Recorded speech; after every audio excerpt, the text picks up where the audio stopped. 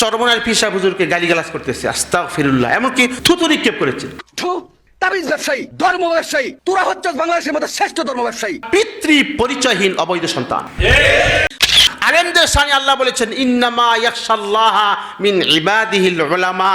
আমার হাবিব বলেছেন ইন্নাল উলামা ওয়ারাসাতুল আম্বিয়া।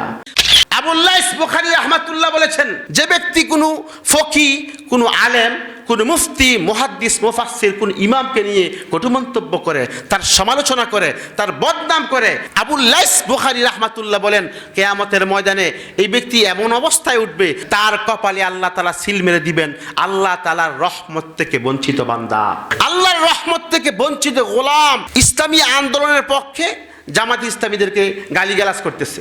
আবার অনেক ভাইকে দেখেছি তারা চরমনার পীর সাহেব হুজুরকে গালিগালাজ করতেছে, আস্তাগফিরুল্লাহ, এমনকি থুতু নিক্ষেপ করেছে।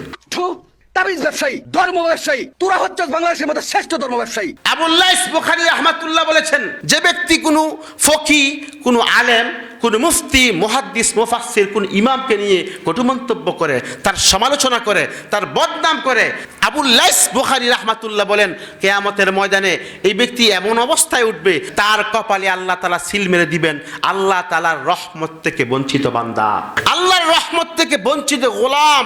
ইমাম আবু হানিফার কওল হলো, যারা আলেমদের বিরুদ্ধাচরণ করে, যারা আলেমদেরকে নিয়ে সমালোচনা করে, তারা পিতৃ পরিচয়হীন অবৈধ সন্তান। অতএব সাবধান, সাবধান। আলেমদের শানে আল্লাহ বলেছেন ইন্নামা ইয়াখশাল্লাহা মিন ইবাদিহিল উলামা। আমার হাবিব বলেছেন ইন্নাল উলামা ওয়ারাসাতুল আম্বিয়া।